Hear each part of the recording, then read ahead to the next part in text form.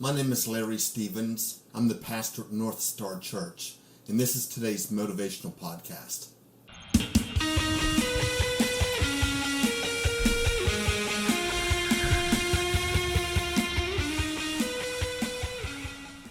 What do you think about when you hear the word servant? In today's society, no one wants to be a servant. Everyone wants to be a boss, don't they?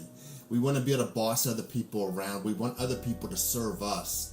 But the truth of the matter is that as a Christian, we are called to serve one another.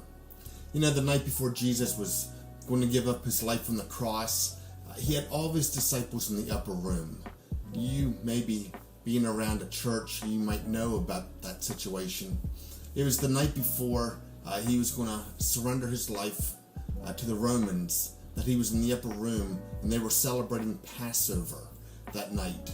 And all the disciples were there, including Judas. And Jesus does something just before they serve the meal. Jesus takes off his outer garments, and he puts on a servant's towel around his waist. And he bows down, and he begins to wash the feet of his disciples. And after he was done that, Judas had taken off, and he made this statement. He said, "Truly, truly, I say to you, a slave is not greater than his master, nor is anyone who is sent greater than the one who sends him." He says, if you know these things, you're blessed if you do them. What do you think Jesus was saying? What do you think Jesus was doing?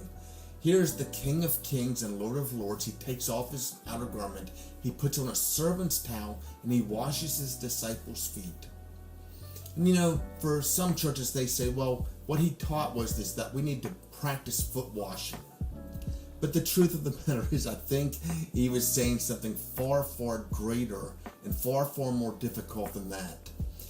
I think he was saying that in his kingdom, the one identifier that would separate that kingdom from all earthly kingdoms is this, is that the greatest in the kingdom will be a serve first person. That we would serve other people, that we would never think of ourselves too great or too mighty not to serve someone else or to give ourselves to someone else. I've used this term before, that we don't give people a handout, but we give people a hand up. I think Jesus was saying that the people in his kingdom and the leaders in his kingdom would be known as servants in the kingdom and not the other way around. Jesus himself said, "I did not come to be served, but to serve and to give myself as a ransom for many." And so I think he was trying to introduce to the disciples this concept that the greatest in the kingdom would be servants. And Jesus would say this, listen, if you want to be great in my kingdom, he said, then you must be a servant to all. So here's the question I have for us. Who are you serving? Are you serving yourself, or are you serving others?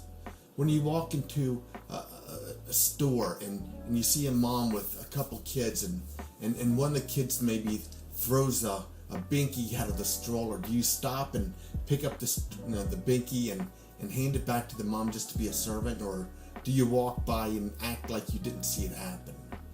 When you're in a market and you see an elderly person who's struggling, do you ever stop and help them?